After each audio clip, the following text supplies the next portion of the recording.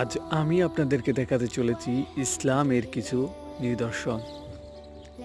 এটা হচ্ছে সেই জায়গা যেটা আমাদের কাছে, মুসলিম বিশ্বের কাছে আরাফাত ময়দান নামে পরিচিত।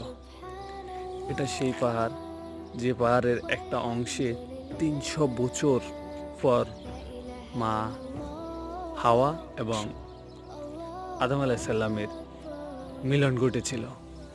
এবং এটা সেই জায়গা যেখানে দাঁড়িয়ে আমাদের মহানবী সাল্লাল্লাহু আলাইহি সাল্লাম জীবন দশায় হজ সম্পর্কে শেষ ভাষণ দিয়েছিলেন, যা আমরা বিদায় হজের ভাষণ নামে জানি।